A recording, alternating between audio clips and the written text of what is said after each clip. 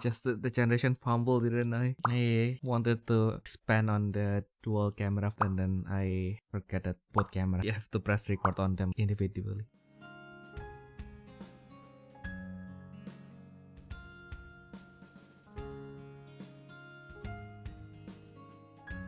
Hello everyone and welcome back to the Refresh Step where you cover yourself for the main step. I'm yours for today, tomorrow and the foreseeable future, Theodore Lu. And I'm a Totos Battler in the UK and Admin Rebel Spirits English Wiki, Ayumu Seiki. Oh. Hello Ayu, how are you doing today? Alright, I guess. Yeah, as usual. Don't know why, like today I felt like I think like I almost slept like all day, in a way. It's just feels like the temperature is just right in the morning. Like it's kind of very warm in the evening. Maybe because that's how the insulation in my house kind of works. So like basically at night where it should be colder, like for some reason like the heat that is still preserved from like the afternoon was still not leaving my room, so it was it's also getting warmer here as well. yeah. But like, oh my god, my roommate still insists turning on the radiator every night. So, oh my god, it's not that cold. Oh my god. Oh my god, so it was like going inside the bus during like autumn or like spring. Like that's only the worst part about taking the bus in Germany. Like, yep, it's like 19 degrees outside, like fairly breezy. You can probably just chill in the beach, and then like you go inside the bus, and then like it is like an oven. And then the sun is beaming from outside, so it's like double whammy. Damn. Not to mention that they will probably not have any air conditioning during the summer as well. I'm really not looking forward to summer. I'm like the opposite. Mm-hmm. Because it means I don't have to wear thick clothes anymore. Don't know, man. I feel like in Germany, like there is always like you can always wear more clothes, but like there's a limit to how much you can take off. I think like at some point during the summer, I basically like took off everything, and it's still excruciatingly painfully hot. And I come from a tropical country. You're just too weak. Exactly. I mean, like to be fair, like in Indonesia, it's not like as a privileged person that I need to first like say my privilege. I am privileged enough to not be to pretty much always be able within a close perimeter from an air conditioning unit. So there's that. So yeah, I actually like wore like as thick of a clothing as I do here, because especially when I was working, there was this period of time where yep, we sometimes we do like rotate our seats, sometimes we don't. So sometimes I would get like the seat that is like directly below the air conditioning unit, and it's yeah, it was a challenge on another spectrum of like the thermometer. Suddenly it's now very cold. I feel cold. I just made my coffee like 3 minutes ago, and then now it's iced coffee. Yeah. But on the positive note, I just had ice cream yesterday. It was pleasant. Had lasagna ice cream. Nice. Yep. It was very nice. I'm going to send the image to you so Ayumu can drool, and you guys can just imagine what is this German abomination called the lasagna ice. Lasagna ice. Yeah, because like actually, didn't you just like show me before or something like that? I think the previous one is the spaghetti ice, which I. Oh right. Also, lasagna ice is as in like it's layered like lasagna, not like actually lasagna taste. Supposed to be, yes. Like they kind of like made it into like strips, and then like they just stack it on top of each other, and then in exchange for tomato sauce, they use strawberry sauce usually. And then in exchange for cheese, they usually use like white chocolate chunks. So if you ask me whether it's actually tastes good or not, yeah, it's vanilla ice cream with strawberry sauce and white chocolate chunks. So like if you are into that, then yeah, there's no way you would say that it's not good. Yeah. And texture wise, I mean like it is somewhere between a soft serve and a gelato, because it is pretty much just a gelato that is taken out of the freezer and then, well, not the freezer, the chiller. So like it's slightly a little bit meltier, and then you put into potato ricer. So it's a little bit softer, but not to the point of a soft serve. Yeah. And yeah, unfortunately for the spaghetti ice, you cannot just pick up like individual strands like you do with actual spaghetti. Because by the time it reaches your table, and it's already like a one unified mess. That sounds so cursed. You're gonna get a loss of subscription from your channel, and then you realize somehow the percentage of your Italian viewers have gone down. But I showed my Italian friend, like our Italian friend, and he said that, oh, it looks nice. But yeah, I went He's like, not a true Italian. yeah. He will be silenced. Oh no! Run, brother, run! Yeah, and like, yeah, yeah, spaghetti ice cream is surprisingly a German thing. Although for some reason we have this chain of like in Italian ice cream in Indonesia, like especially in my hometown. Like it's not really that big of a chain, but like in Surabaya, in my hometown, it was like Surabaya is kind of like people are more conscious about their spending. Like building a chain is kind of hard because like you want to build that trust so much, so you cannot really just open chain, but like kind of have to build the trust with this one chain, and then you open like your next location, and so on and so on and so on. And then like even then, like not all locations will be winners still. But like the point is, this one is a pretty long-standing Italian ice cream chain, and in their menu, they have the spaghetti ice cream. So all this time I thought, yeah, this is weird, but I guess like it's Italian, right? And then like I come to Germany, I watched this feature by Deutsche Welle, which is the German BBC. Mm-hmm. So like I watched it on YouTube, and then so the spaghetti ice cream was invented in Germany, in South Germany, I think. Like, yeah, I mean, like you can still go to the cafe where they first invented the spaghetti ice cream, actually. Okay. Yeah, maybe that when you come for like Pokemon Regional, that can be our itinerary for next time. Yes. Yes, go to the cafe where get the ice cream. Exactly. Because I think like it's in Frankfurt or something. So like, yeah, I guess if it's not in Frankfurt, maybe better if we go somewhere else. Yeah, where is the cafe? Cafe that originates a spaghetti ice cream. Because like, frankly speaking, if we have to go to Frankfurt, then it's better to just find something else, I guess. It's not that Frankfurt is particularly like bad. It's just that Frankfurt is really, really a financial hub. Oh, it's in Mannheim, so it should be fine. It's near to Frankfurt, but it's not Frankfurt. Yeah, so it's still fine. Yeah, Frankfurt is just financial hub, so like, yeah, I guess like you go there when you have the business. I do have to go there like maybe once every 5 to 10 years, because that's where the Indonesian embassy is. Well, the consulate general. But basically, when I need to renew my Indonesian documents, then that's where I needed to go. So yeah, I do have to go there like once in a while. But like if you ask me like, do I want to go there like often?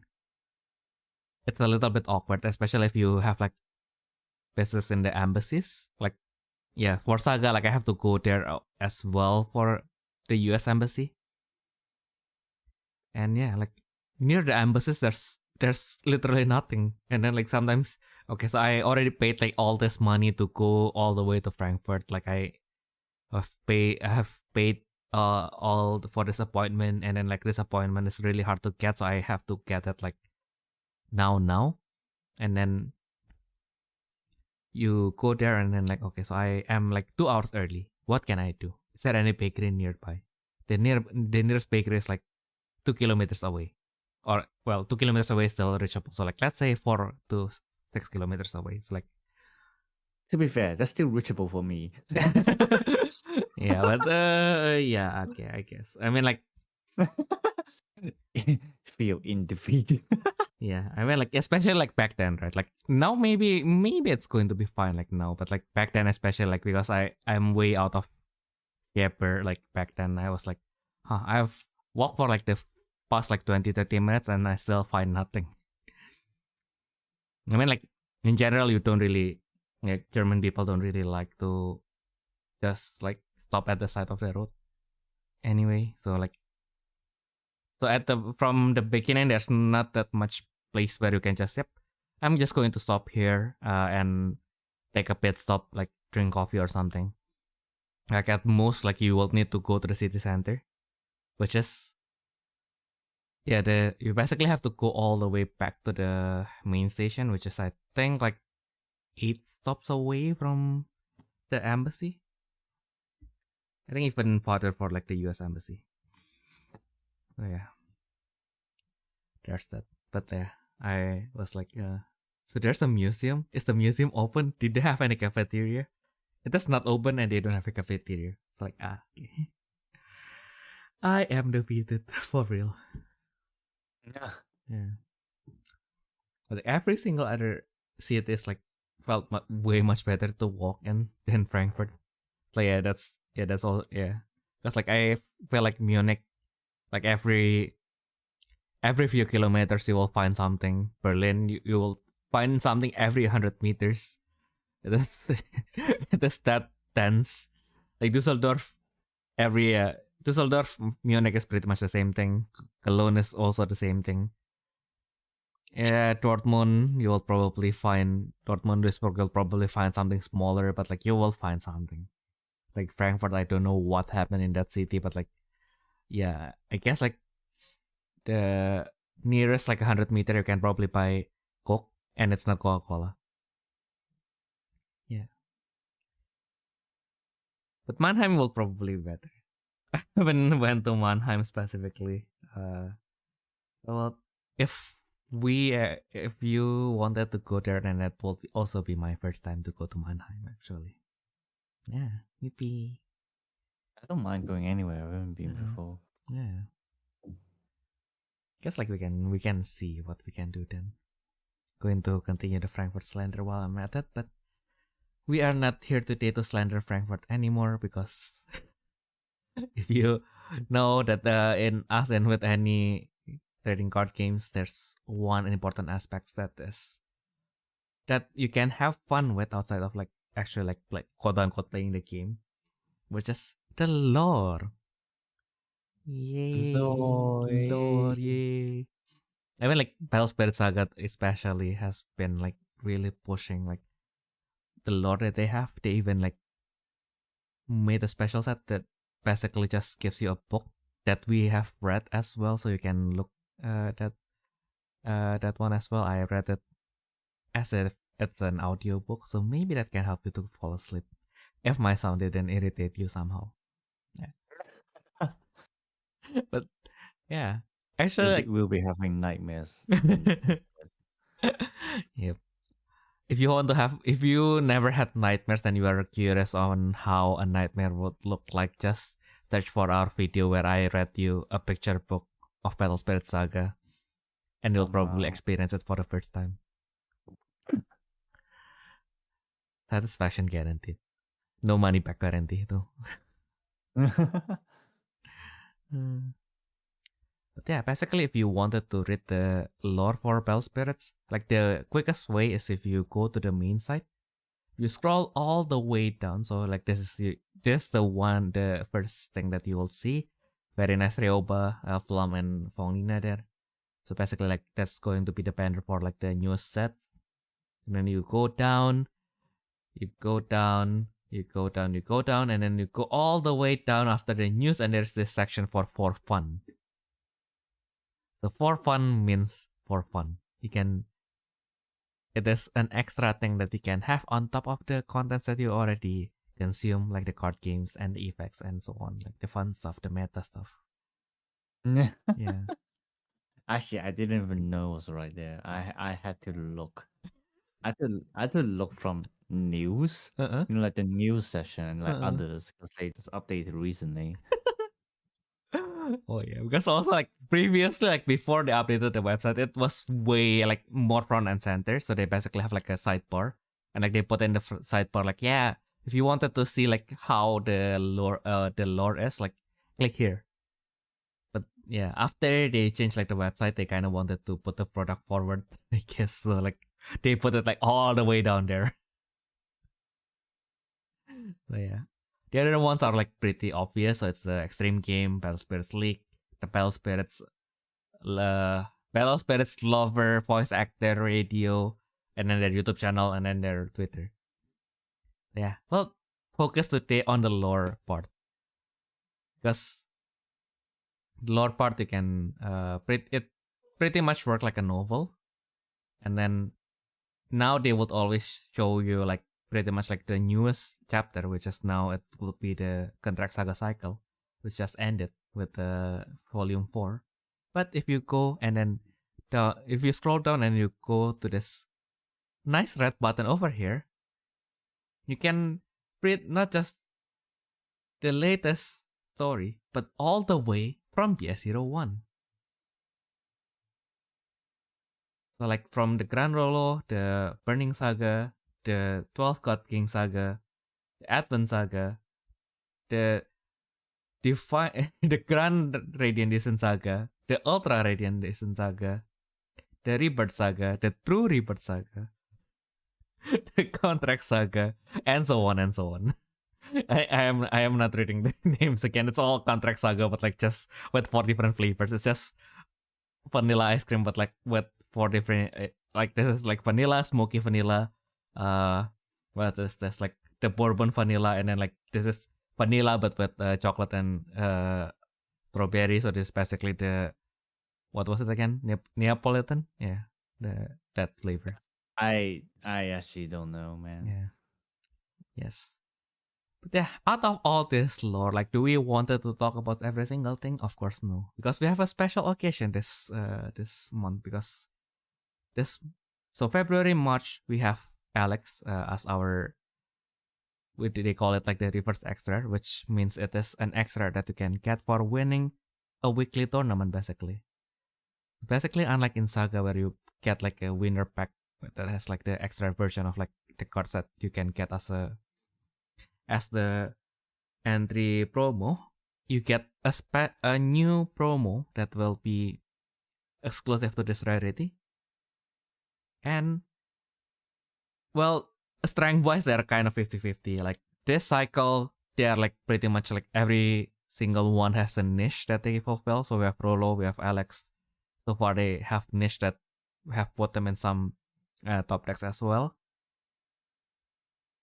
But then for April, the first ever reverse extra promo for Eternal has just been dropped, which is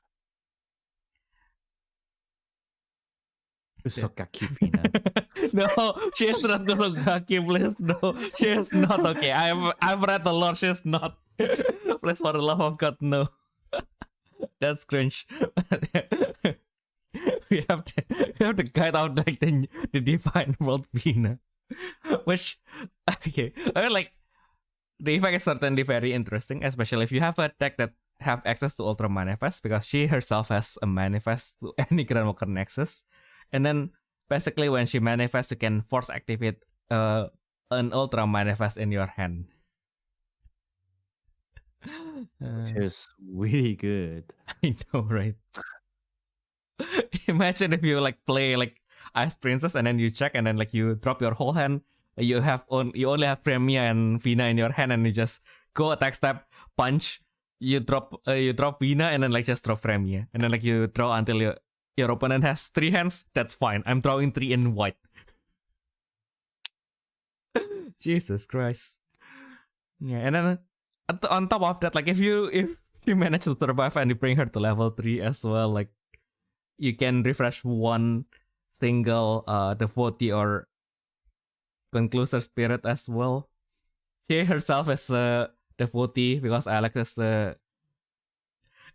the concluser, and you will probably know why once we go down the rabbit hole. That is the lore of arguably still one of the most broken saga in Battle of Spirits ever, which is the Rebirth Saga, in which like some of the decks are still quote unquote in use today, especially because Premia is basically just the old Ice Princess deck, but they just gave them like one single Karamokan Nexus and called it a day.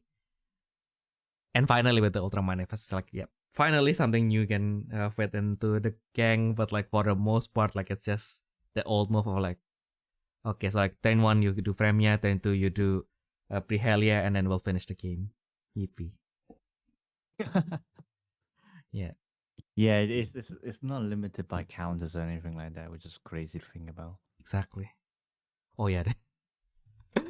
Which also makes it very nice callback, because also like of course, like if you are familiar with the Rebirth Saga, it is the birthplace of the counter mechanic.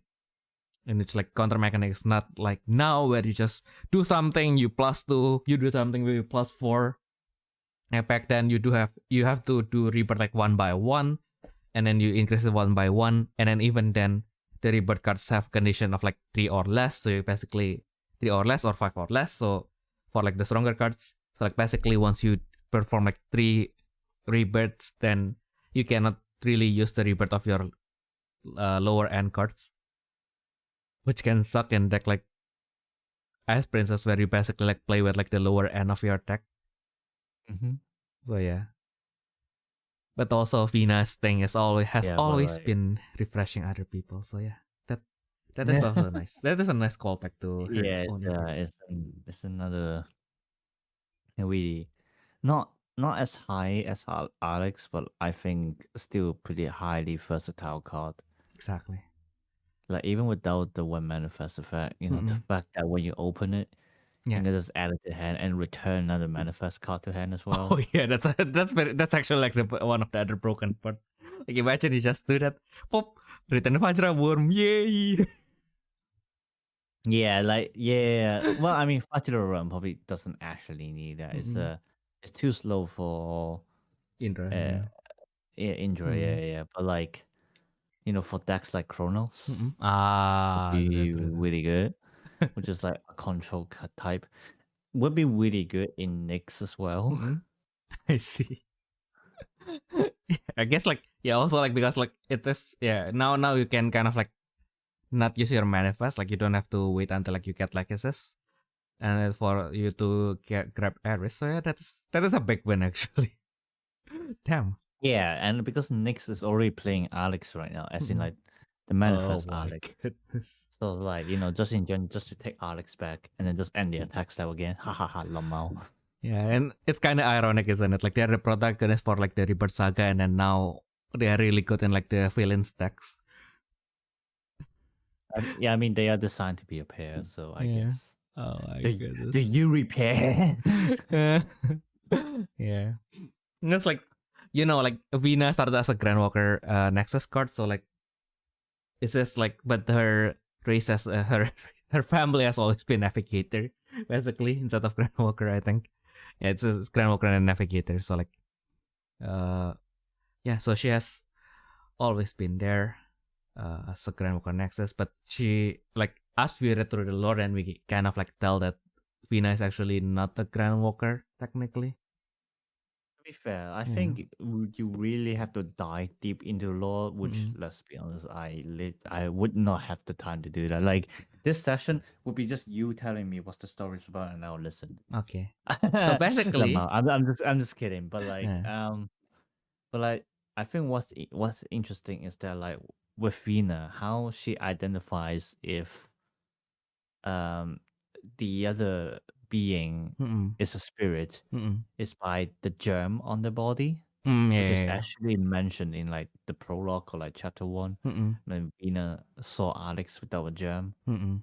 Like, and then she understood that Alex is not a spirit. Mm-mm.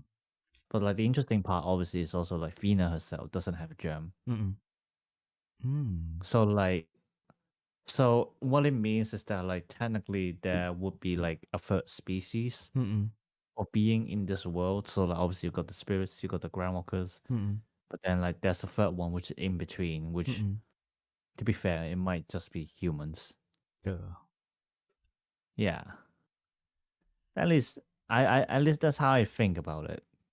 Cause like obviously, you know, I feel like there have been like quite a few cases like this Mm-mm. in the law. I mean, Mm-hmm. obviously Lolo was the first one, but Lolo was Yes. special because he was literally, well, not reincarnated, but you know, got sent to another world. Oh, classic opening, you know. Uh-uh. Um, yeah.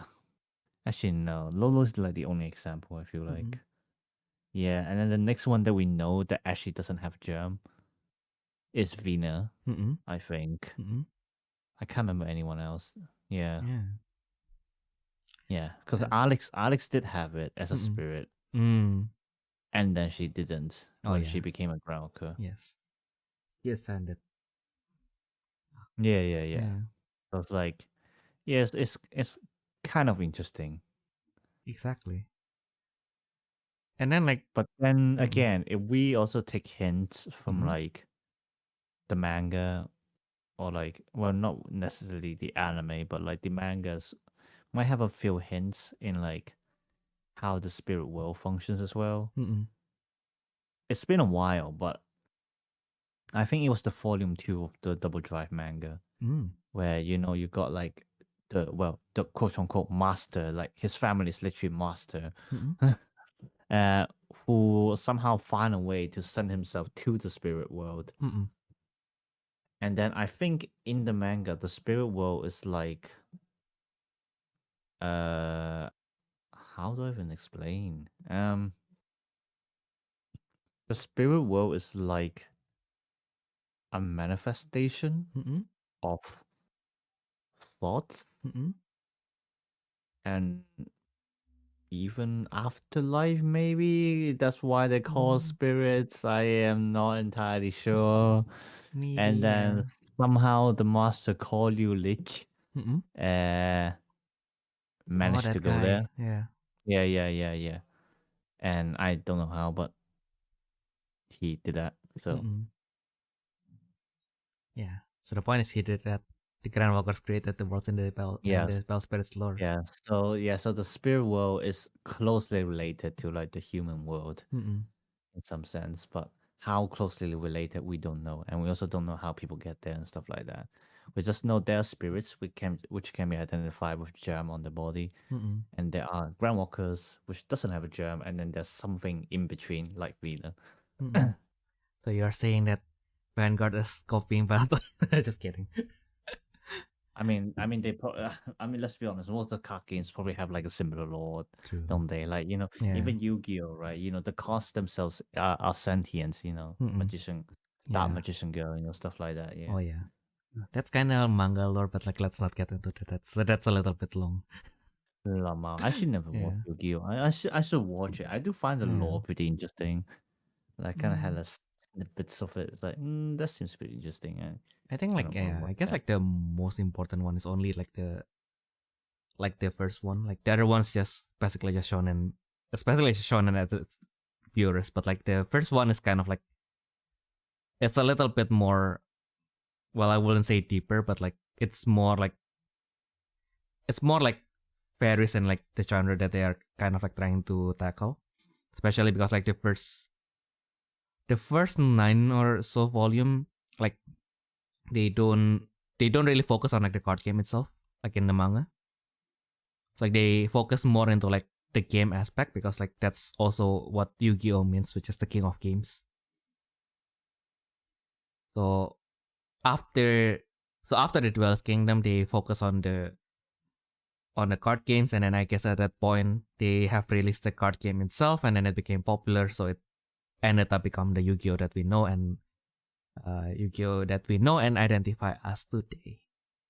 Yeah. But yeah. I mean, the lore is always gets complicated later on. It's not from the beginning. Oh yeah. It's more like they need to add stuff in it and explain why they exist. Exactly. Which also is going to be very obvious when it comes to the Rebirth Saga lore. Yeah. And I think like the one that get to escape like that kind of like convolution is only like it's a kind of like Magic Gathering, because like the point is that you are one of like the mages that can go between the worlds, and then like every single set will be like set in kind of like their specific like worlds, but you can go anywhere and anywhere at any time, and then you can like make friends with anyone, so that's why you can kind of like use any cards in a way. But yeah, that's Magic Gathering. We have Battle Spirits here. And like, so yeah.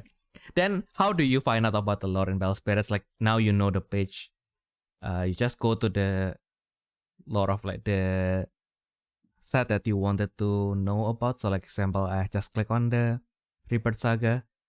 If you can't read Japanese, I mean like I can converse in Japanese, but if you ask me to like read this whole wall of text, I can't do that. So I'll also just use Google Translate and let my browser do the rest. It's going to make less sense. But yeah, that's where learning Japanese kind of helps. I can read it. I'm like the opposite. I can't speak. Mm-mm.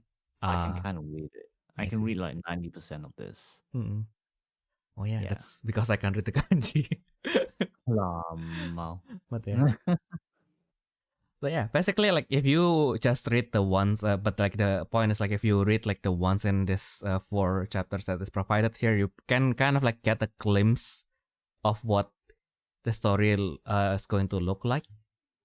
But they are going to leave out a lot of details. So if you wanted a slightly more detailed version, you have to go into the cards itself. So like here I kind of like compiled like a whole Google document in which it has like the text that I took from like all the cards that has this specific book that is telling the lore of like the Rebirth Saga basically.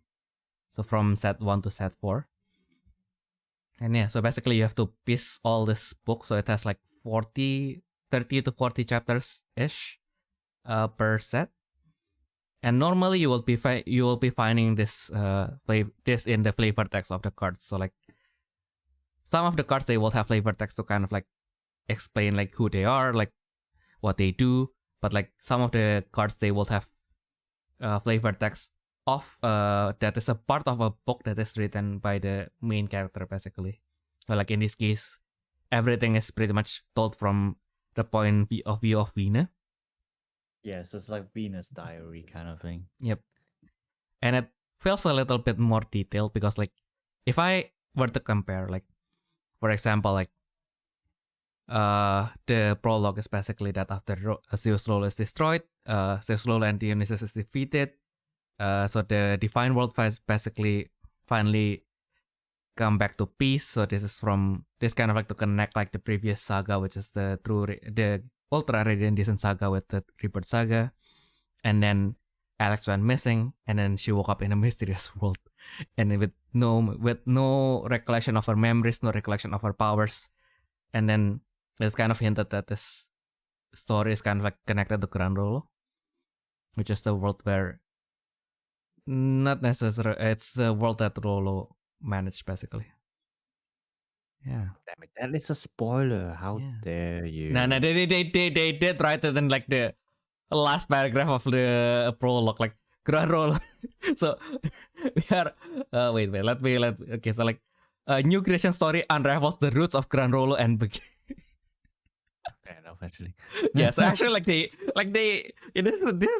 is what frustrates me about like a lot of anime, like modern anime opening as well. Like You might as well just, it's basically a summary of like the whole season. Like, what the fuck? Well, I mean, yes and no. Like they're saying like this is related to roots of Granolo, but they didn't clearly say that this is Granolo. Yeah, I guess so.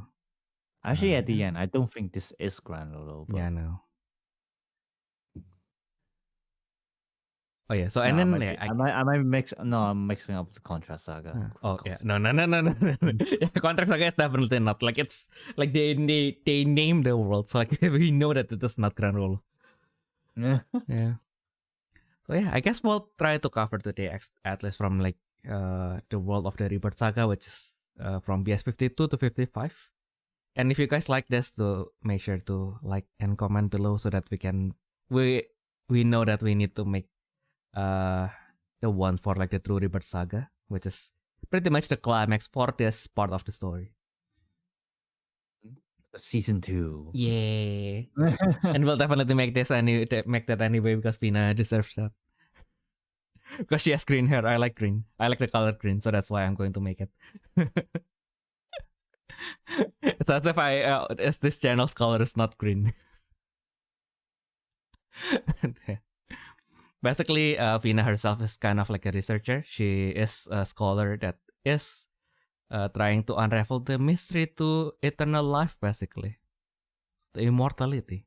Not to be confused with the keyword immortality that is in purple. She is actually like trying to figure out how to not die. So, on her way to going back to the green world, basically, she finds Alex all like losing all her memories, and then they pick her up, and then that's where she kind of finds out that Alex doesn't have any jewels, which means she is not a spirit. And then of course after that they kind of like move from worlds to worlds. So like in the red world they kind of see they kind of find like spirits that aren't supposed to be there. Suddenly they're there, and they're like just chilling with the other families, the other spirits that is supposed to be there. Basically, like the world is like very much messed up. Guess that's also like the thing with Rebirth, because like some of the it's not only the spirits, also like the lands change a lot, because like as with the Rebirth Saga, some of the spirit can turn into Nexus can turn into spirit.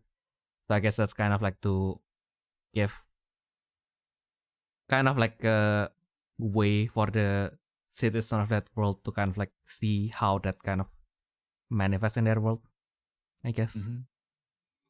Yeah. And of course they continue, and then they knew that if they go to purple world, they can ask the snakes, basically, because like the snakes are scholars, basically, that knows more than most people. But yeah, the other thing is like, if you read the website, like basically that's what you can infer, so that basically they are trying to inquire the snakes about Alex's origin, and they kind of find out her name, and then like that someone else is like chasing her. But like if you actually like read the cards, it is slightly more detailed. So instead of like in their journey to meet the snakes, they actually meet the nobles, which is basically like the nightlings, I suppose. So like it's always the nightlings, isn't it? It's always the vampires. That they kind of like, isn't that Alex? And like they wanted to chase her. So like that's why they kind of know that there is a threat that's like looking for Alex. And then because they know that Vina kind of like figure out that if they return into the green world like at that moment, which is green world is supposed to be like where Vina's laboratory is, so like that's basically her base of operation. Like she figured out that if they ran to the green world, then they would kind of like expose where their base, and that will make it easier for their the actual enemy to kind of like find them. So she chose to run to the white world instead. And then so this is something that we also need to find in the cards, but basically when they arrive in the white world, there was a war. there's a war between basically, I think like it's the android and then the Kijin is the android, yeah. Kijin, yeah, android and machine beast, yeah. Yes, between the android and the machine beast. I mean, they say like humanoid, but like I suppose it kind of includes our machines, possibly. Yeah, so anything that is like humanoid machine. Yeah, I actually can't remember what's in the era in terms of the cards. Yeah, because like I also like say look at the kanji and then like I don't recognize this at all. Like this doesn't, because like the machine like corresponds to like the one in machine beast and android, but like the next one is kind of like the one that is the armament part of like the armed machine.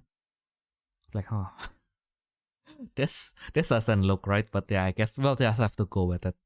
But the point is like, for some reason, not for some reason, like the moment they arrive, like they almost got attacked by the humanoid machines, and then Alex kind of like got a portion of her power back, and then her power kind of stops like the machines, and then because of that, like the machine beast was able to defeat like the humanoid machines, and then they brought like Alex and Vina to their place as the goddess of victory, Nikki. Oh my god! Imagine if Bellspirit has a collaboration with Nikki. That would have been fire, especially if I don't know, man. If the characters like Vina and Alex, that is, but yeah, that's kind of like the point. And then like, I think, yeah, I forgot the timeline, but after that, like, they find like the world is like pretty much destroyed, and then like another part of Alex's power returned, which is her ability to kind of like restore the worlds. Mm-hmm. So like she restored like part of the world, and then basically from there like Vina kind of like got convinced that Alex might be the key to save the world,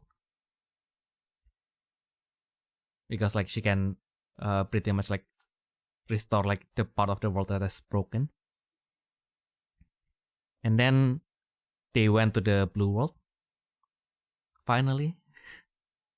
So they finally went to the blue world, and yeah, I forget if they do anything in the yellow world. I don't think they do that much in the yellow world.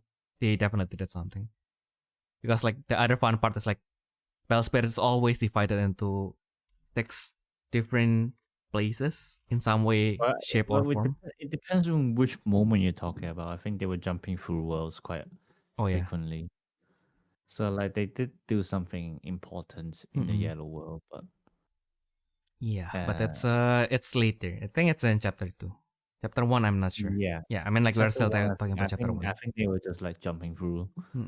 Yeah, just to look at things. Yeah, because like even the white world, they don't really plan to go there. They just, we need to escape somewhere that is not the green world. Yeah.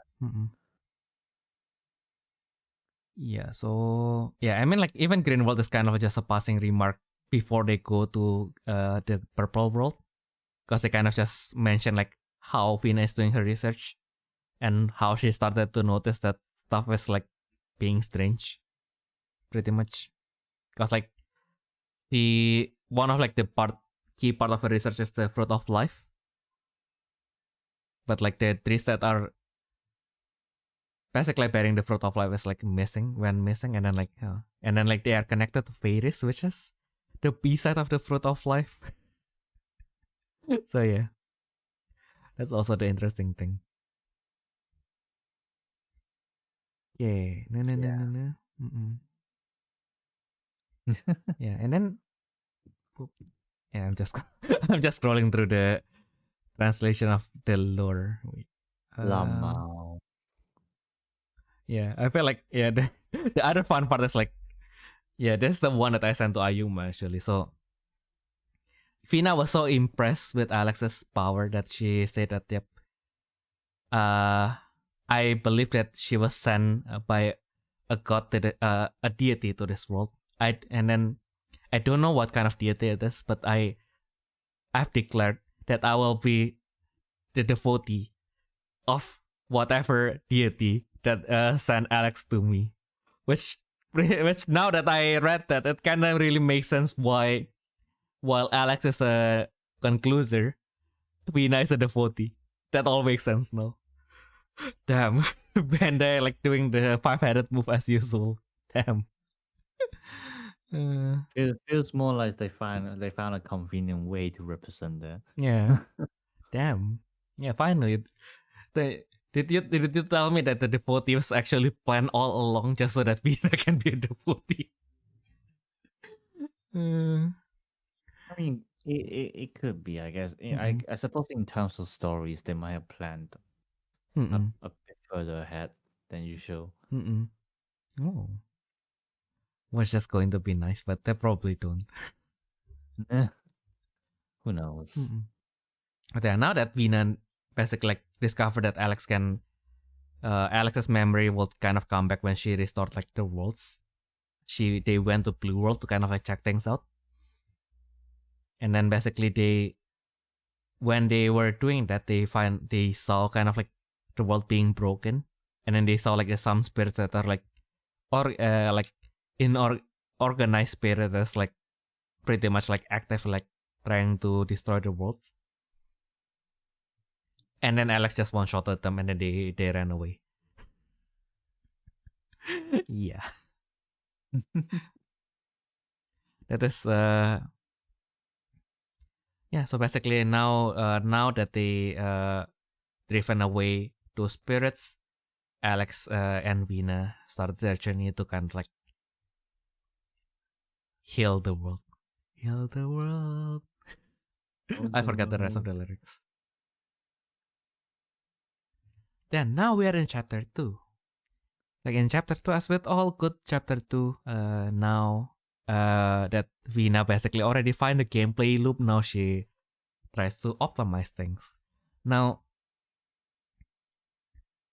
we need to find who is like trying to destroy the world, because we know that some sort of organization is like actively like doing this in an organized manner, and then we need to somehow help Alex to regain her memory and also her powers. So like, because like of course like we cannot just try to solve like the mystery of the enemy by reading books. So that's why Vina decided, okay, let's focus on like getting Alex's memory back. So they went back to the Red World where they started, and then they basically found out that Alex's memory kind of got jolted when they met the spirit with the X DNA basically. So yeah, this is going to sound like it is from Digimon, but like it is kind of like a way where they kind of like trying to fit in like their anniversary project into battle spirits, because we don't know what the X DNA is. It is definitely not the X antibody from Digimon. But yeah, also like just like with Digimon with X antibody, Digimon that has the X DNA, basically they are stronger than their normal counterparts. Which also kind of like trying to give an excuse why they have like effects that is more suited for their era, not necessarily going to be stronger, but like it's going to be more tuned to the era that they are released in. Pretty much, yeah. So we don't know if we can learn about why XP specifically, but yeah. It's just XP. I don't think they think about like how it fits into the world. It's just a 15 years anniversary project, and it. Yeah. So basically, because they know about this information, that okay, so if we meet more X DNA spirits, then we might be able to help Alex to regain her memory faster. So they are trying to go to this place called the Dragon Village. It is dragon in katakana. It's the Dragon Village, like basically where the Dreadnought lives, I think. Yeah, maybe.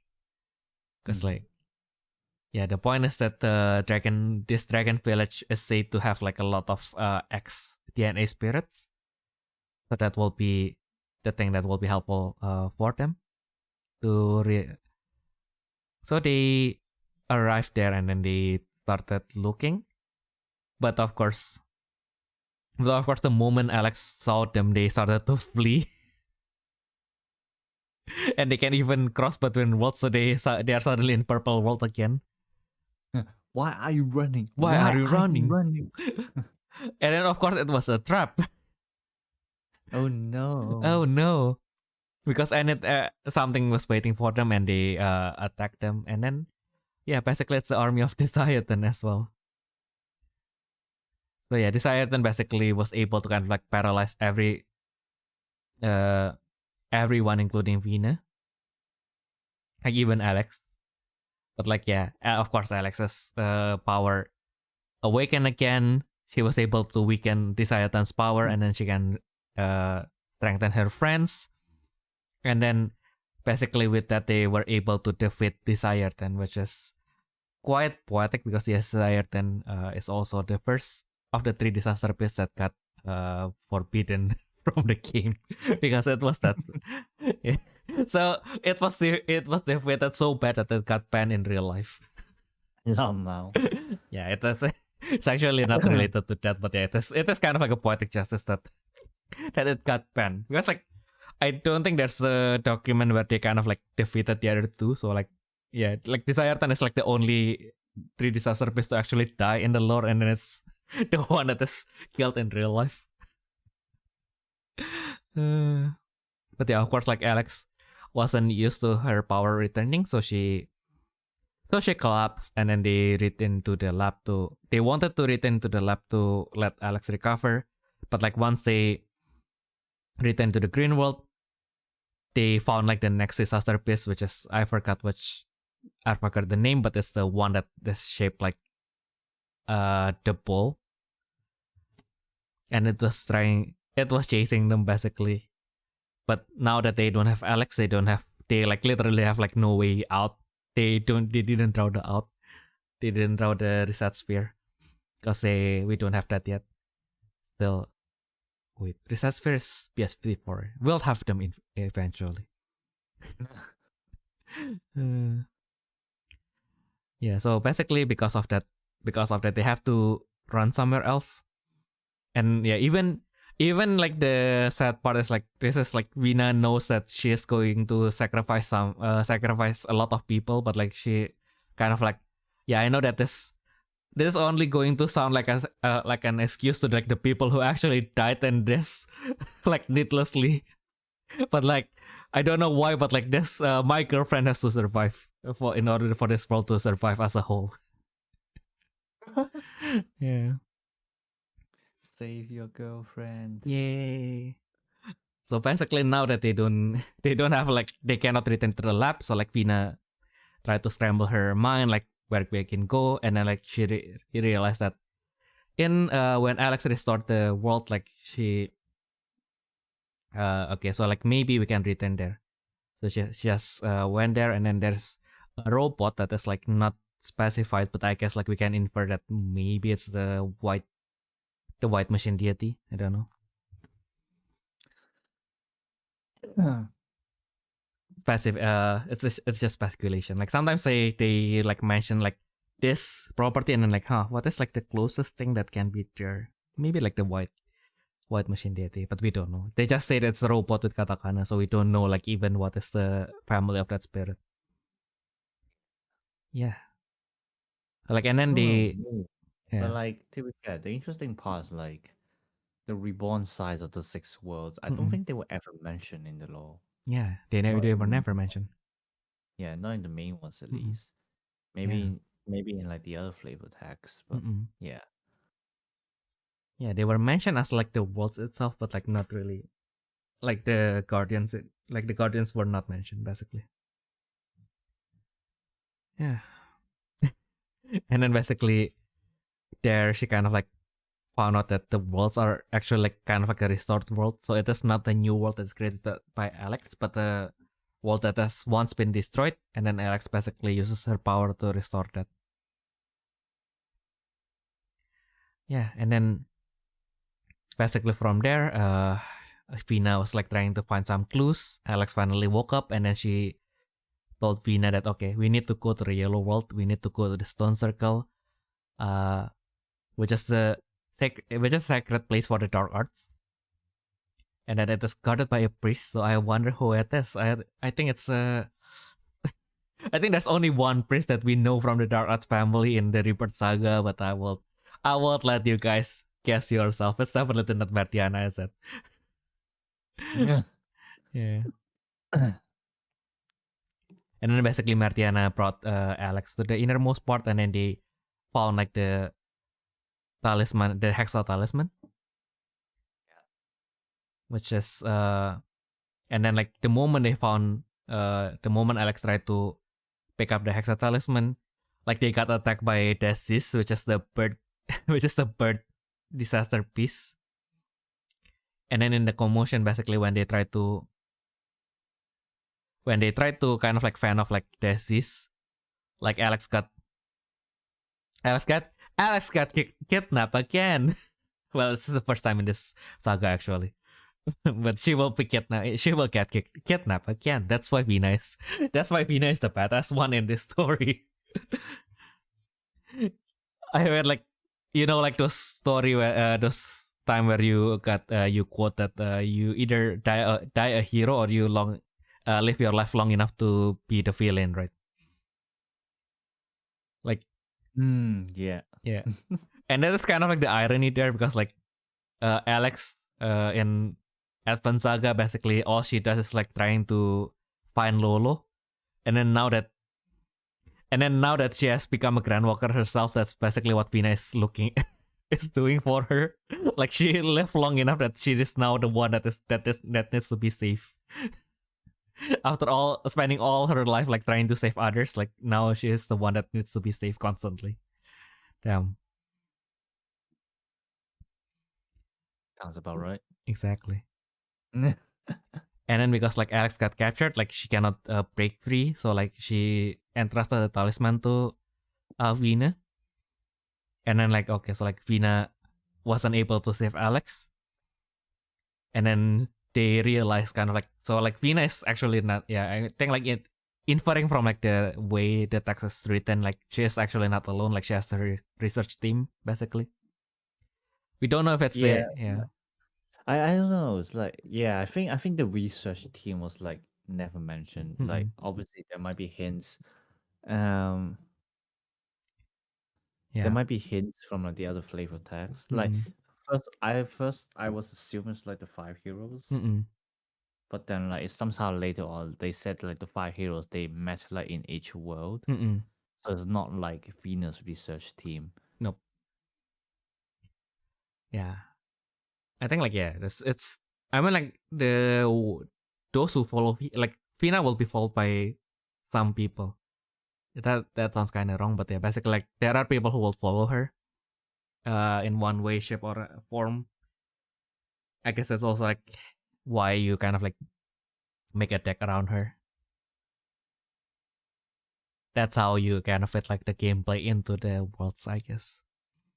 That's like, especially like why Vina is pretty much very prominent in the Rebirth Saga is because she is the only, well, not only, but like she's basically like if you wanted to build any deck from the Rebirth Saga, she's a kind of like a tree of.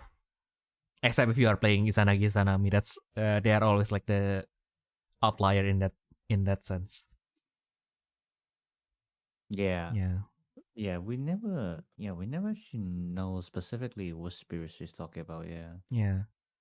But that's the more important part is more into like, okay. So now they realize, so Vina and whoever are following her like kind of realize that they are like, so far they have survived because they relied on Alex, but now they have to kind of like search for Alex without Alex. But like now we know that there's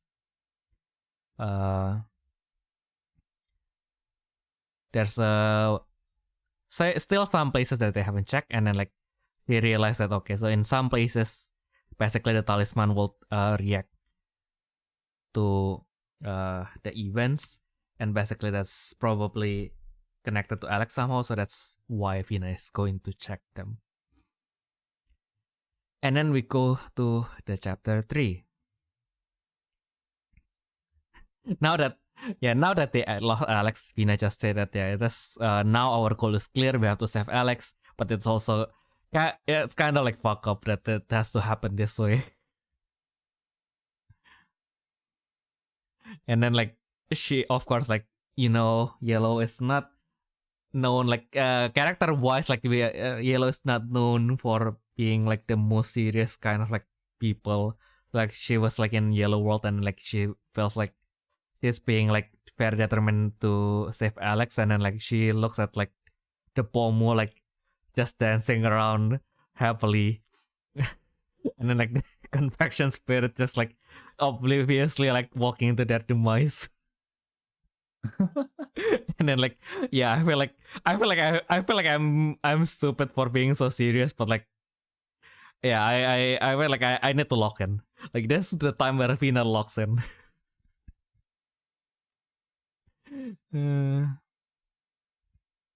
Locking in. Yeah, locking in. So she tries to learn how to use the talisman itself from the spirits, basically. I guess from the dark arts. Like the dark arts are definitely the ones who basically like steal things with their own.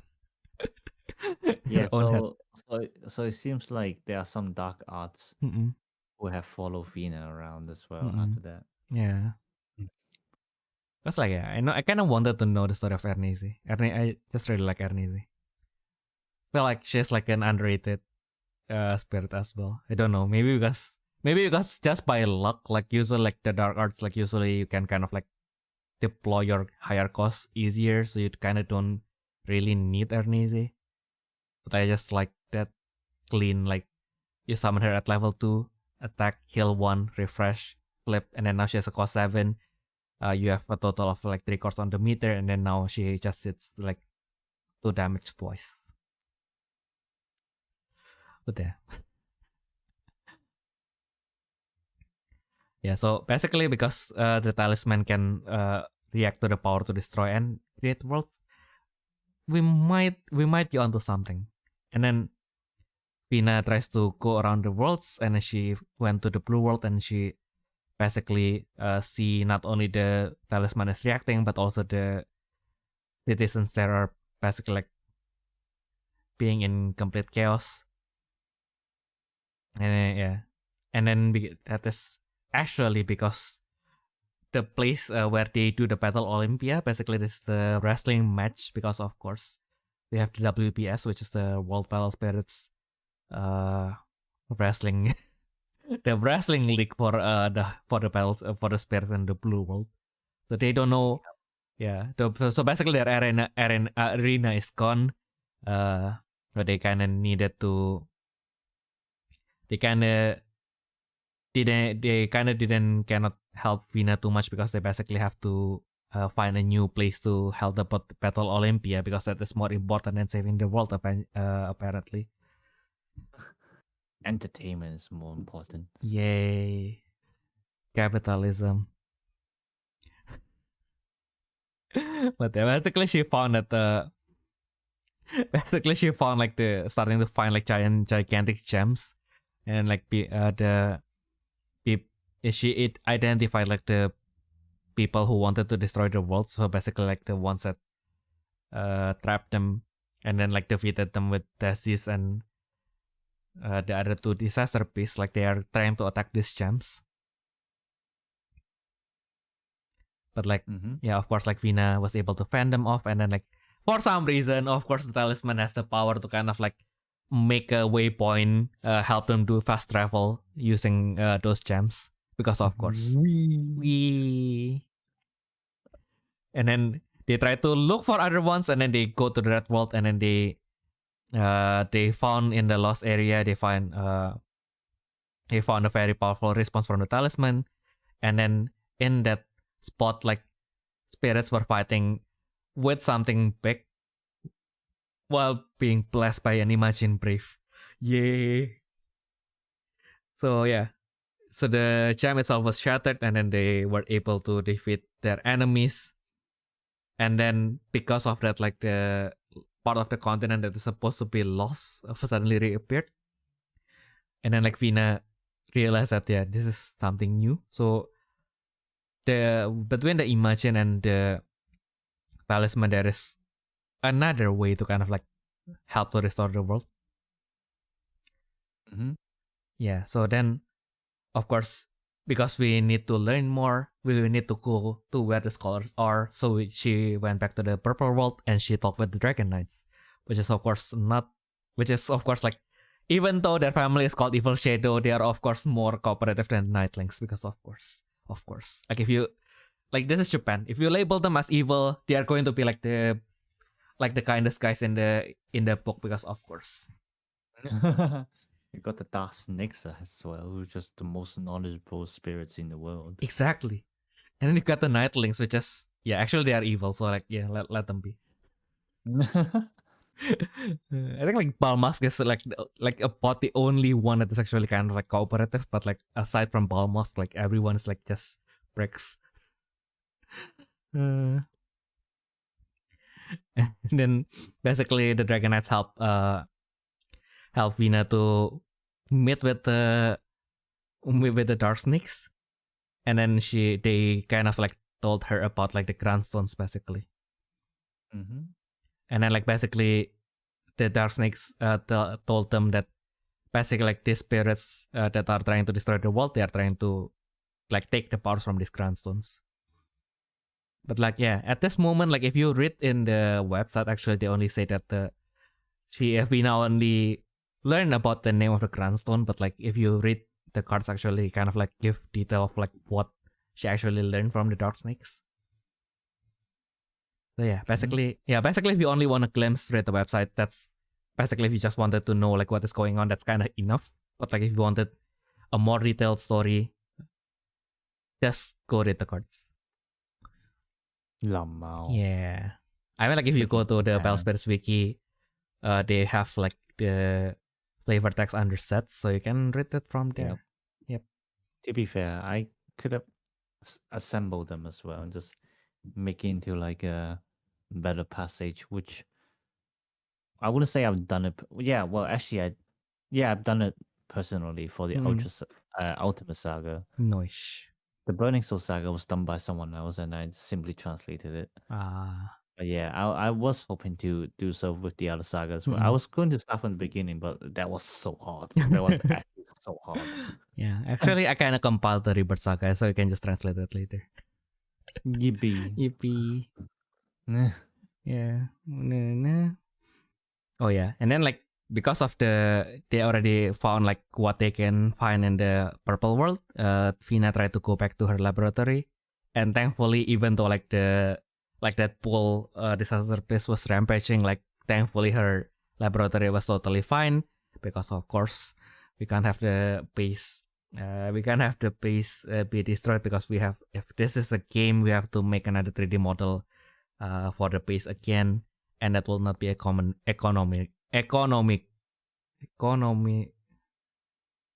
Why do I suddenly economical? Yeah, suddenly forgot English. And then like for some reason like there is no record in that world about Grandstones, but she found a record about Grand Walkers because of course. And then like as its name implies, so Grand Walker will then really tell you anything from the English name, but if you read like the kanji, so the kanji for Grand Walker is actually like the creation god. Mm-hmm. So like that's why like what's even funny is like it's a random talking tree telling her about that. Exactly. Oh no! Yeah, it's the 3 sprites. Oh yeah, that's why the 3. That's why we have lots of 3 sprites in BS53. This is chapter 3 actually. Yeah. And this is 54. Sorry. Yeah. Yeah. So basically. Yeah, so someone basically just offhandedly mentioned, creating a world. Isn't it like someone, a certain purple-haired someone? But like Vina was like, Vina, when she heard that, is like, what? That girl is a deity? Haha, no way, right? Oh my god, that's the way that she just like nonchalantly like just denied that fact, even though she just saw like everything that Alex just did. It's just perfect. She's like the model scientist, even though like 2 chapters ago she was just like, yep, I'm going to worship whatever god is like sending her to me. Like when she was presented with the god with the goddess herself, she was like, nope, there's no way. This is not scientific. There's no proof to this.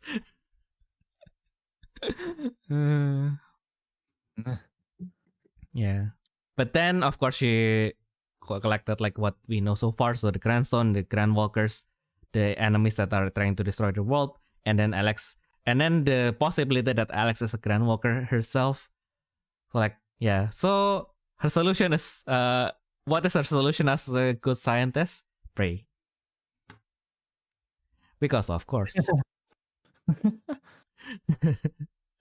Yeah, so she returned to the white world to check with the talisman, and then like someone was looking for Vina, saying that they're a messenger of something.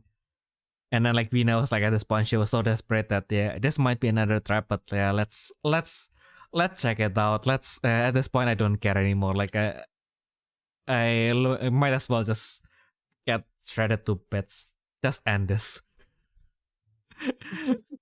But of course, like this time in a rare display of like in a rare display, like Battle Spirits actually make like the Japanese actually make like the angels the good guys. Usually, when you have like Japanese story, like you have the like angels are usually not necessarily like the way we interpret angel in the West, but it's more like angel is interpreted more into as kind of like an authority figure. An authority figure in Japanese stories in general was never seen kind of like in a positive light. So of course, like because angel is kind of like an extension of that authority, like usually they are depicted as a part of that injustice, basically. So yeah, basically they are. And even better because they are created by the goddess Demeter. So the Grandwalker that was introduced in BS52, she finally appears in the lore. So basically Demeter, why Alex went missing after she defeated Dionysus is basically because Demeter summoned her. So now we found out why. So basically in order to save this world, Demeter summoned Alex, which is not part of Orin. Is probably why she is not as affected by the power of the mastermind. And also the 3 mega grandstone that is supposed to have the power to save the world.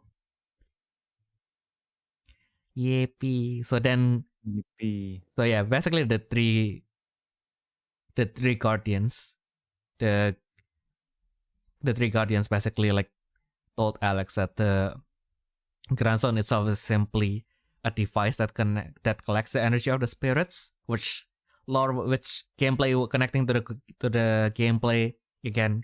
Usually, the Grandstone itself doesn't have power in terms of symbols, so they don't have symbols. They don't give you any way to summon your spirit easier. But instead, whenever you summon a spirit, you rebirth the spirit. They gain course on themselves, and then you can flip them into something else.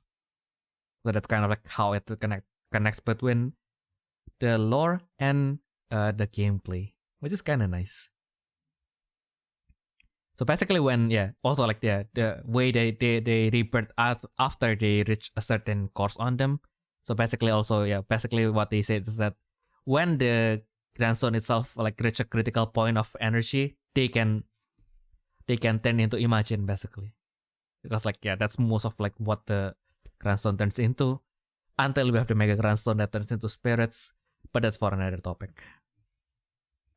We still don't know what the Imagine actually is. Yeah. That has to go back to the God King lore, but exactly. I can't be asked right now. I can't be asked right now. We are focusing on Vina. Vina is more important. Like the God King Saga is like literally a race. It's a rat race. We already have rat race in the real world. We don't need the rat race, but when like the actual rat. Okay. So apparently, like for some reason, the enemy cannot attack like the worlds that are created by Alex. Probably their theory is because Alex is not from Olim. So that's probably why their power cannot affect Alex the same way it affects the meter. And why the meter needed Alex in the first place, basically.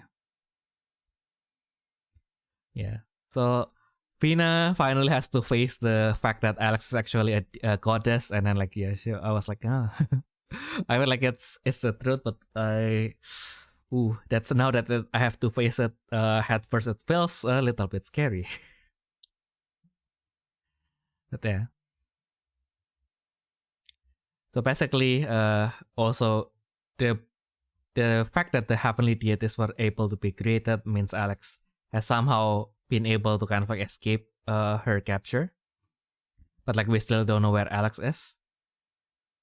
So like of course like the three deity wanted Vina to find Alex so that Vina can defeat the mastermind behind this.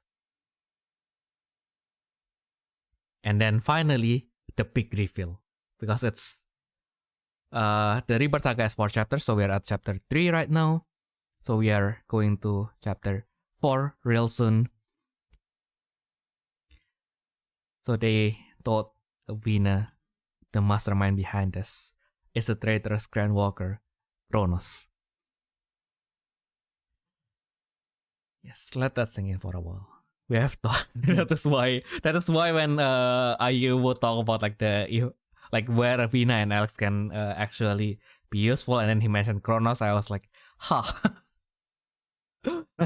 Huh. That sounds very ironic, but I guess that is what it is. It was a real surprise when Kronos was first announced. Like everyone's like, "Let's go! I know Kronos is coming. Let's fucking go!" Yeah. But yeah, well, you say it's ironic, but then like the Kronos in the current era is different to the Kronos in Rebirth Saga. Oh yeah, there's Because that as like well.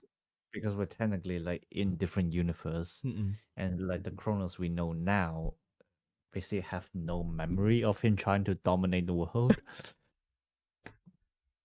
and then so like he became like on like the good side because chaos was too much trouble even for Kronos. Imagine being so chaotic that time itself cannot fight against you. Yeah. Yeah, that's why Alternova has a whole Q&A page dedicated to it, because chaos is that strong. Oh my god, I remembered someone like posted like what would happen if we have like the Artemis temple, which when you summon a spirit without paying the cost, you can retain one opposing spirit to the bottom, and then you bounce Alternova with it. Because like Alternova, when it is returned to the deck, you can summon it without paying the cost. But of course, doing that will trigger the Artemis Temple again, and then the Artemis Temple can, if you return Kronos, the same thing will happen. Yeah, I think like at that point, like I guess with how we resolve things so far, then the conclusion is that once it happened, then basically, if you wanted to insist on like selecting on Alternova, and basically, yeah, then you just stop it there, because like this is going to be an infinite loop with no changes to the game, so it cannot be resolved basically. Yeah, so we are finally at chapter 4 of the Rebirth Saga. Actually, already also like they tried to, yeah, probably because they tried to shorten the name. I already forgot all the name. I think it's the World End for chapter 4. But yeah, I only remember that PS52 is Returner because for a very long time, very long time, like PS52 was that major. So of course, because mostly because if you wanted to play red decks, kind of have to have red world, and then we don't have any announcements for the reprint yet. It's like that's why the PS52 was still pretty prevalent until like pretty much late into the True Rebirth Saga. So chapter 1 is called the Returner. Chapter 2 is Amazing Impact. Chapter 3.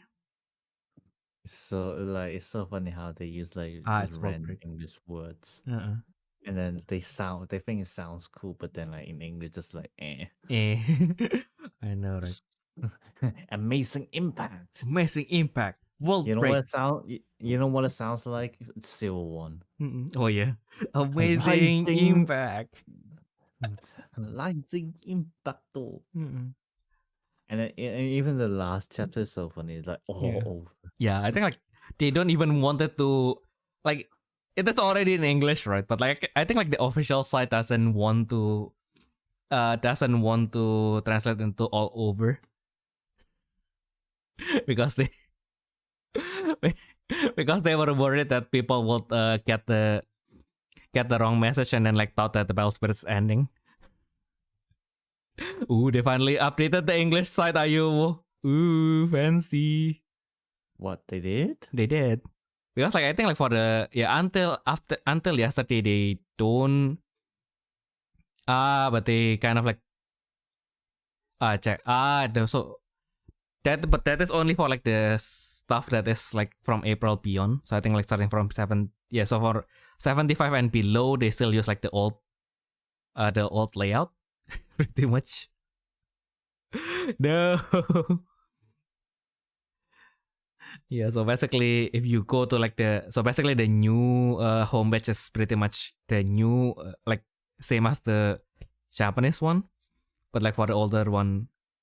But then like for like the individual sites it's still that's so funny. Oh yeah, so basically in English they call it over and beyond. Oh well, that sounds so much better. What the hell? Yeah.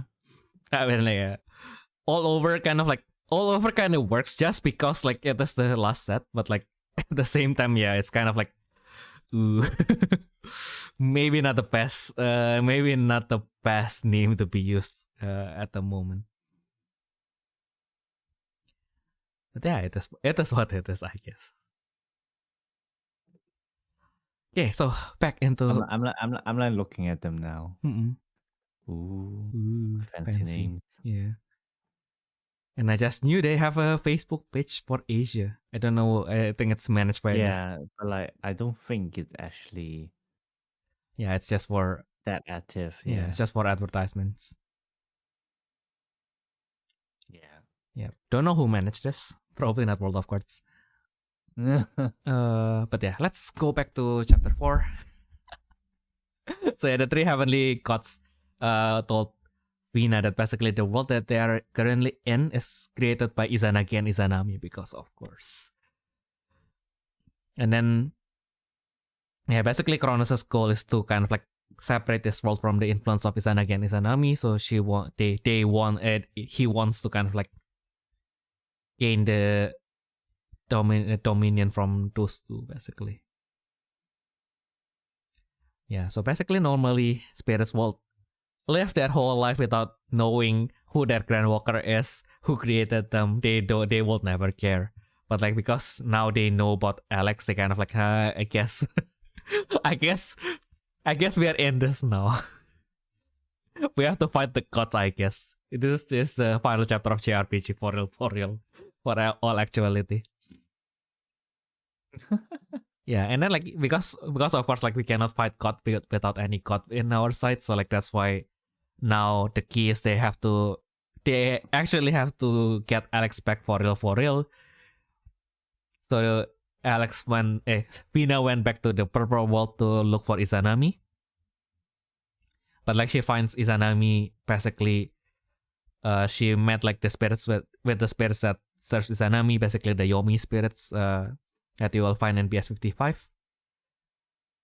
And they basically led Vina to Izanami, but she was sealed. She was chained to a rock, and then she cannot do anything, and Vina cannot undo the seal, basically. Yeah. I don't know if it was past technique or future technology. Exactly. Yeah, because Kronos is a Grand Walker of Time, so he can use both, basically. Yep.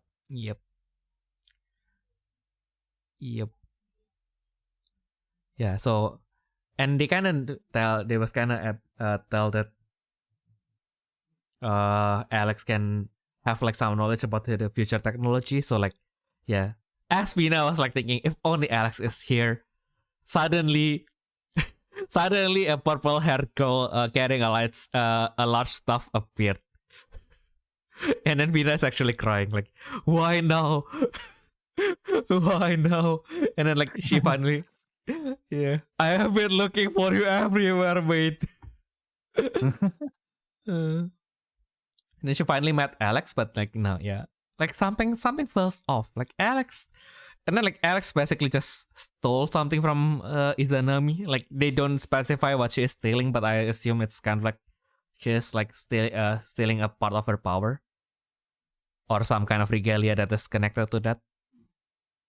And then she just left. She didn't explain anything. She didn't even like look at Vina, and then she just left.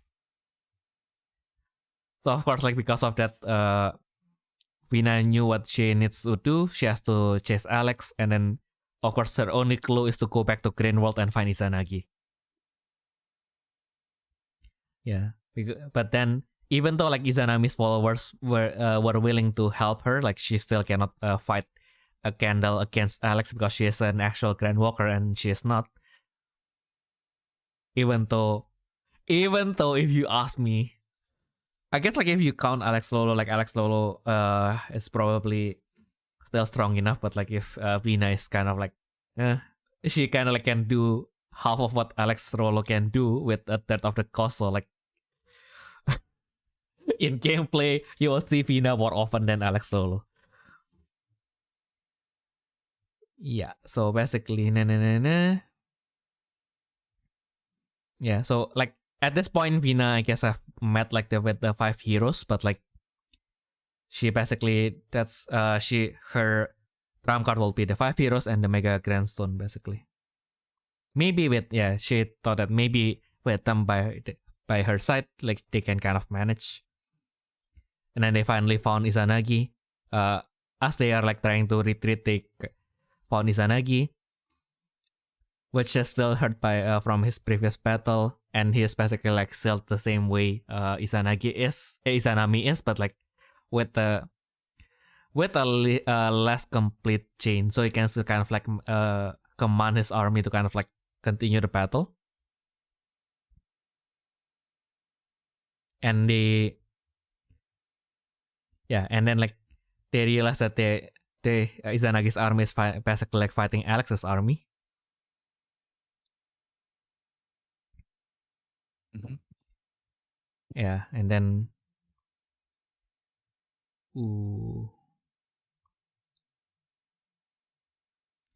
yeah, and then there's a spirit with a black horn that is basically with it's a black spirit that have horns that is pretty much like commanding the army by Alex's side. So she was like, "Huh, is that the one that I need to kill?" I didn't even think she just like stabbed him or something. I think. Not yet. Yeah. Not yet. Oh, okay. Yeah. So basically, Alex used her power to tighten the seal on Izanagi, but suddenly like Alex just stopped moving as if like she is like because like her brainwashing is not complete. Turns out, she's just trying to fight the brainwashing as well. So this is a better way to handle it than they do in Double Draft actually.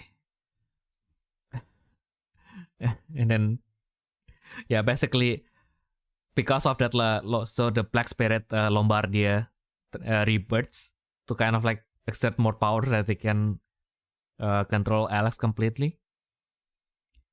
So like at that moment Vina, like Izanagi just say that Vina, you are the child of the earth, so I'm going to entrust all of my remaining power to you so that you can defeat Lombardia basically.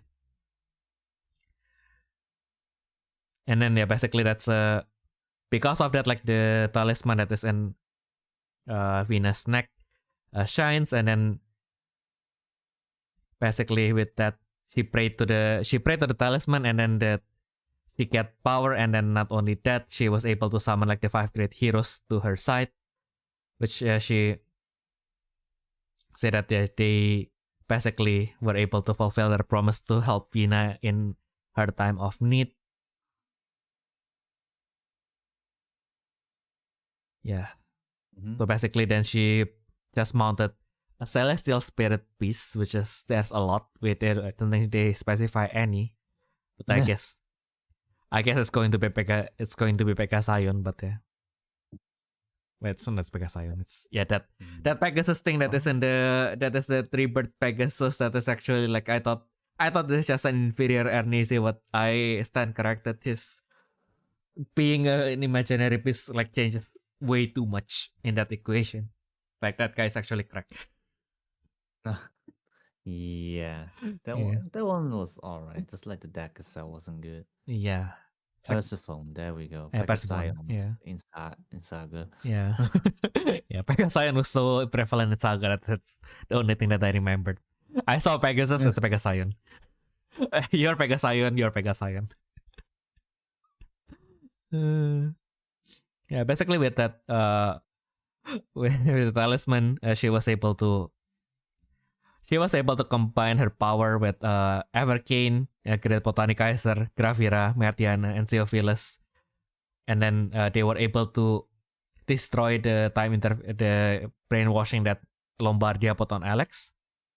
So finally they got Alex back, but of course Lombardia is not defeated yet, so they have to defeat it. But now that they have Alex, they were able to free Izanagi.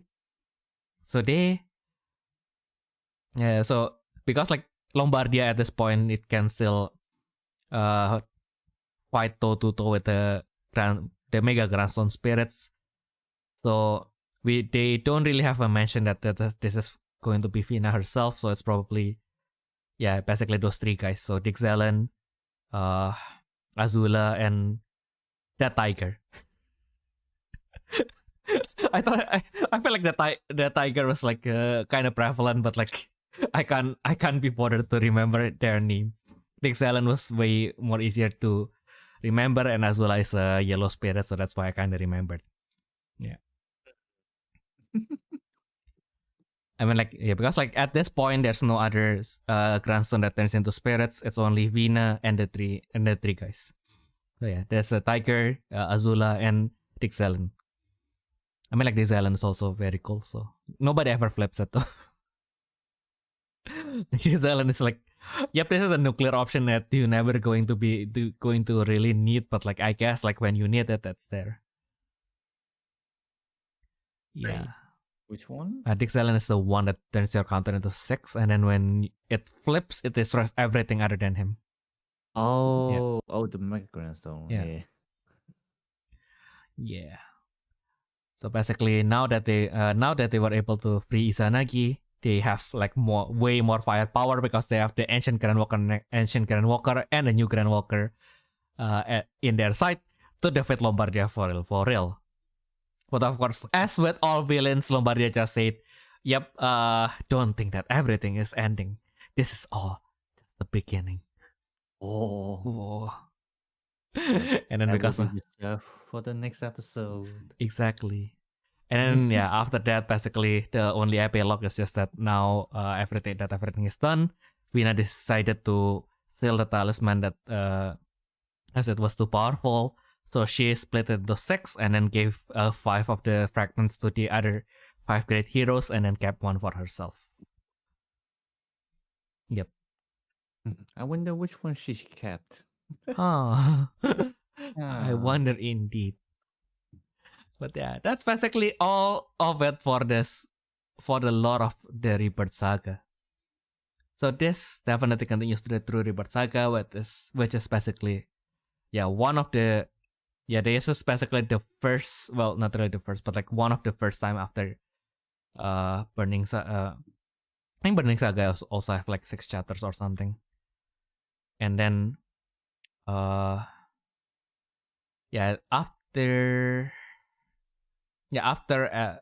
12 God King Saga finally. Oh wait, no. Actually, like I say that and Advent Saga as three different parts.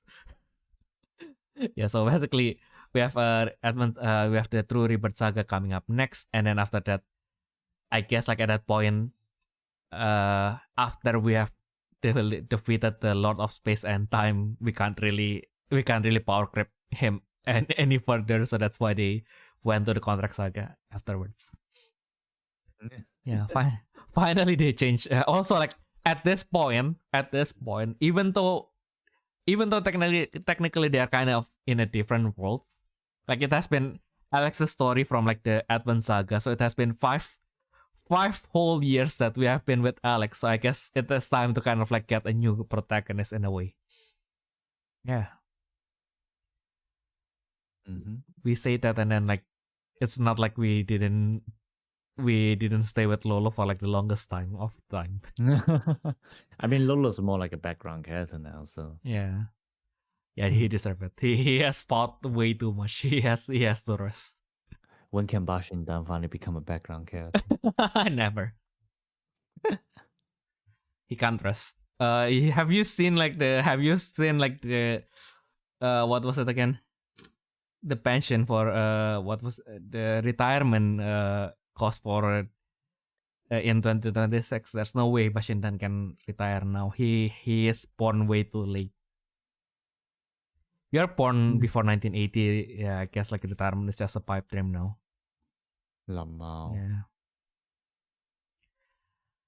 But yeah, how do you like the Rebirth Saga? This is this is pretty much also pretty dear to my heart because it is the saga where I kind of got back into Battle Spirits kind of like after moving to Germany. Because like I do kind of like stop playing when I was like in the middle of moving. Well, I don't really stop playing per se, but I don't really like. I kind of like try to avoid like looking at the new cards because I can't get access to it for a little while. And then I found out about. Then my friend was trying to help me to get like the cards sent to here, and I found out about cardboard collectible, and then that's where things start to kind of like. And then I know Ayumu. That's basically like the point in which like I have basically like stopped playing card games. I have renewed my life. Now I have a new list on life, and I can finally focus on like pursuing my dreams. And then I met Ayumu, and then everything went downhill. Okay. I relapsed, and now I am playing Battle Spirits full time. No, just kidding. It's not full time, but I'm back at Battle Spirits partly because of Ayumu. Who knew that to play a 2-player game, you need a friend to play the game?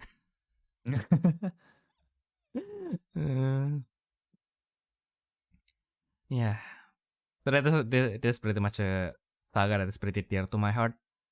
And then like for the Vina is also like one of the first card that is like, you kind of need her, but you don't have to. But like if you have her, the deck is going to be slightly more consistent. Like it finally feels even like even for Diva is pretty good, right? For your Grand Siesta. Oh yeah. Oh, is it? Just to recycle the manifest cards. Oh, you mean the new Vina? Yeah. More recycling, yes. Oh yeah.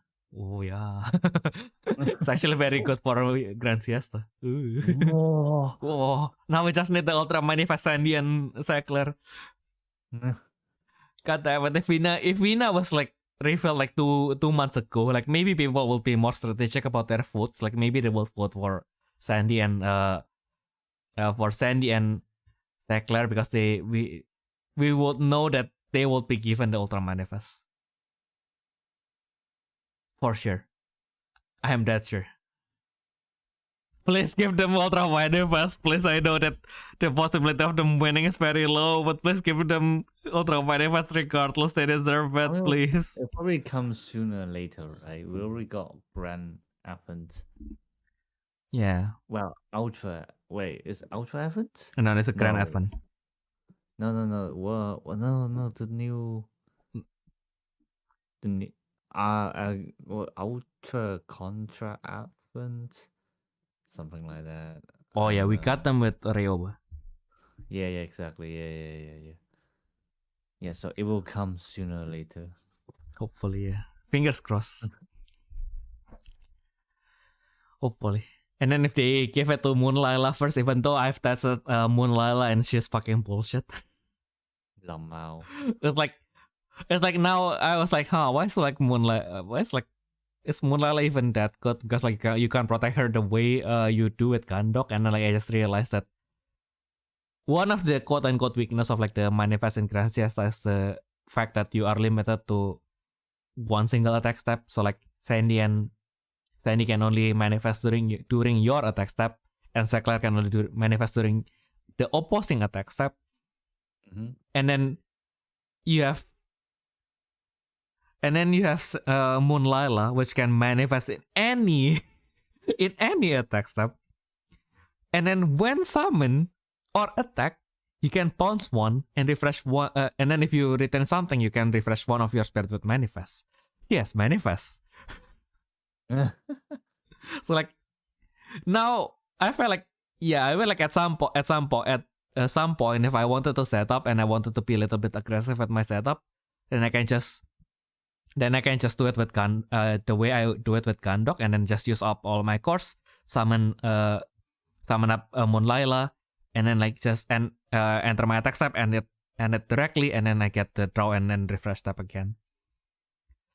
And that already felt kind of okay-ish.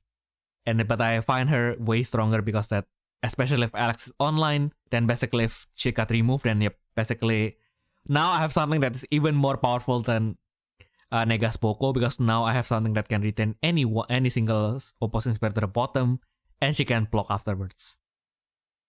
Yep. Like, oh. So that's why. And then like, even if she got written to my hand, it's like, okay, now I can even refresh my currently attacking spirit. And just summon, I think like I won the other day just because my opponent left my Sandy standing. And their defense basically only stops like attack damage. So I just attack with Sandy, poop. And then I just manifest into Moon Lila, and then refresh my Sandy. Hey. Nice. Yeah, that was actually combo. I can finally use combo.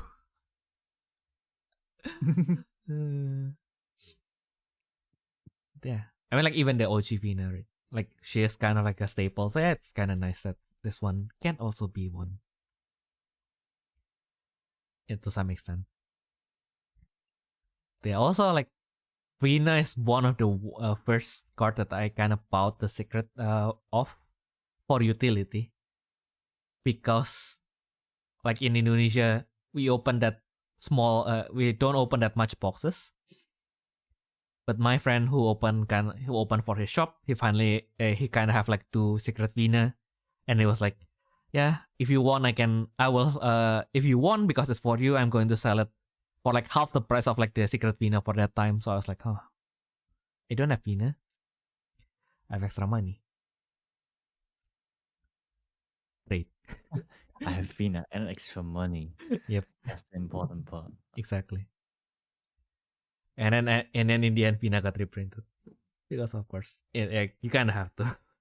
Like even now, if you play any Origin deck, except for Izanagi Izanami is not Origin deck. Only Izanagi and Izanami is Origin. I forgot about that. Yeah, so basically, if you play Origin deck, then yeah, Vina is kind of like can be still be like something that you can use to kind of like increase your hand, and something that is kind of neat.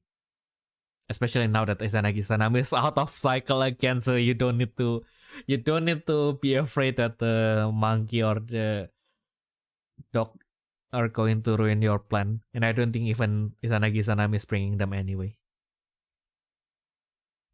Yeah, guess time to bring Vina back to the Ice Princess, as usual. Yep. Yeah, again, if you guys like this kind of like lore discussion, do let us know so that we can compile it for the next ones as well. Today I spent like some amount of time to kind of like compile everything from the Rebirth Saga. So yeah, not really looking forward to doing that for the Rebirth Saga. The next saga is even spicier though. Oh yeah, because we have an Antidex as well. That's a separate book. Wait, We have what? The entry decks, the one with the Draconic Arthur and the Yggdrasil. The one that is used by Kelatan. Because they are I didn't even know they have separate books. Damn. Yeah, they have separate books, and then I mean, like it's not totally canon, but like the Grand Warden Choi was mentioned in one of the lore for the True Rebirth Saga because I took a pic just now. No, it's not just mentioned. Grand Warden Dry is literally one of the important people in the lore. Oh my god. Yeah. And that is also why the True Rebirth Saga is also why it's not complete and why I have the secret Vina from the reprint set printed as a playmat on my side of the bed because yeah, she deserved that. They have fought way too much for me. Because yeah, I have the meter deck, I have Ice Princess deck, so I have like 2 decks that works well with her. Nice. Yeah. Yeah. Looking forward to the meter getting a contract Nexus, so I can bring her back to the game. Yippee. Yeah, I don't know. I guess it might help. But then again, if we have Mulligan, maybe I can bring the meter again. Just bring to the temple. Then everything is going to be fine. So yeah.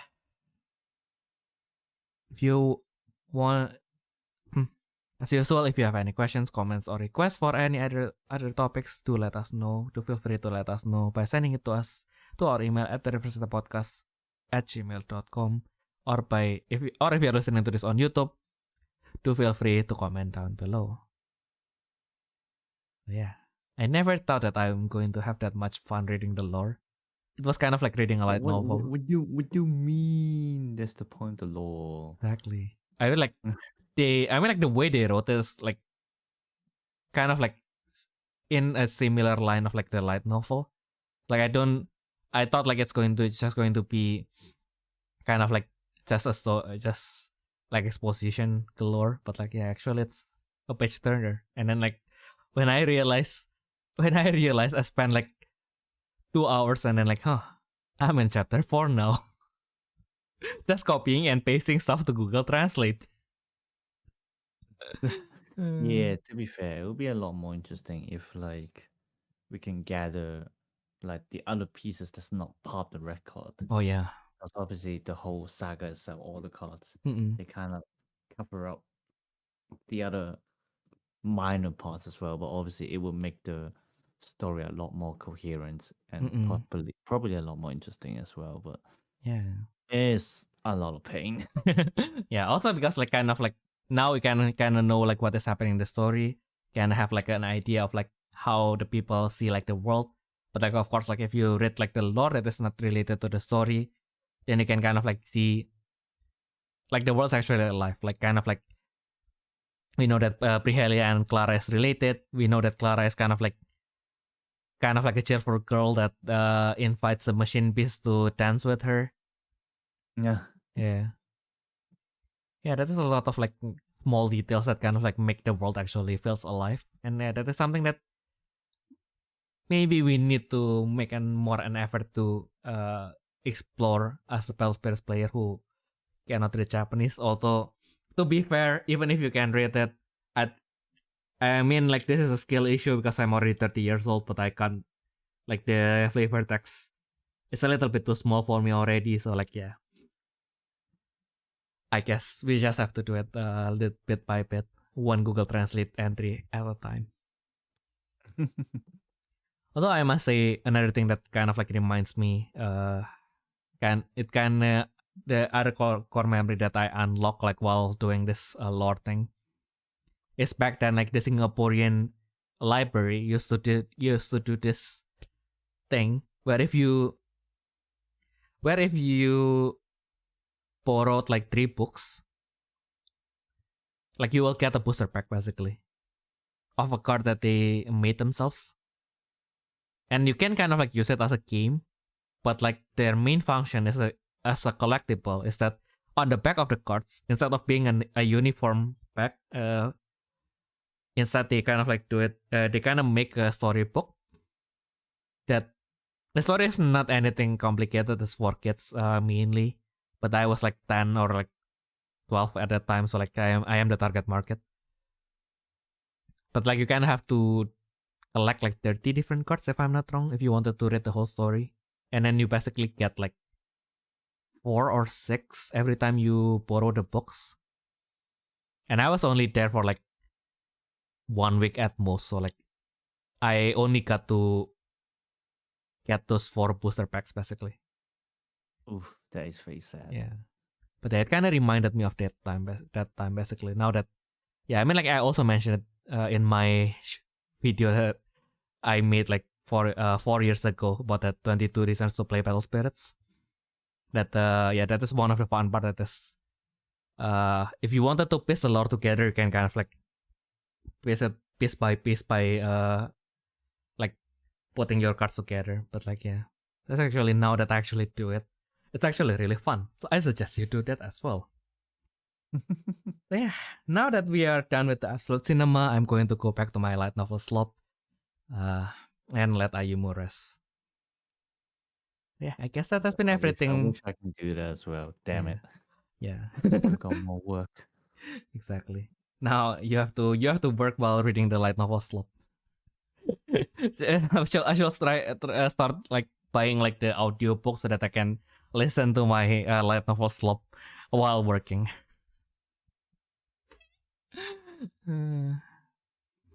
Yeah, I still don't know if I wanted to read listen to an audiobook of a light novel, because like, yep, lots of these are like, I don't want someone else's voice like in that is like narrating the whole thing and then like acting for like all the characters.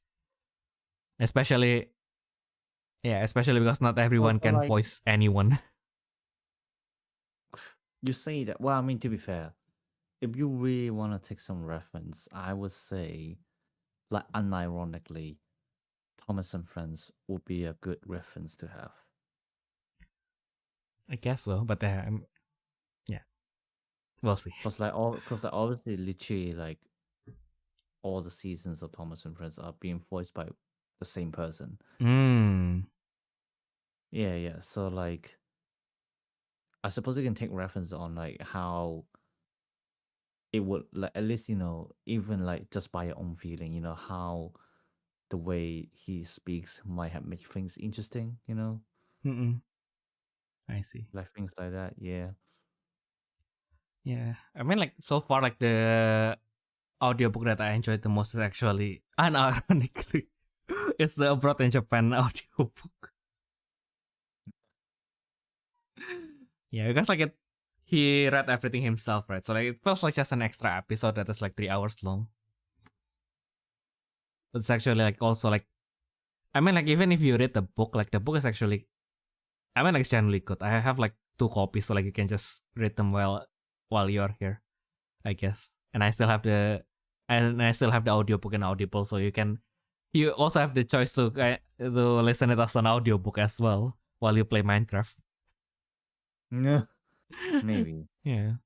Well, to be fair, at this point, like the only time that I actually play Minecraft, well, not today, was while we were recording podcasts. You.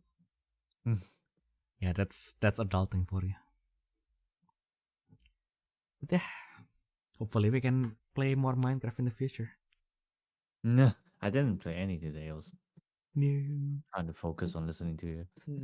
For once. Yeah, for once. For once. For once. Yeah. So if you still need something to listen to, do check out our video on the Saga lore book. But yeah, I guess that's been everything that we can share for this week. We hope that you guys have a nice week going forward, and we'll see you all in the next turn. Bye bye. Bye bye.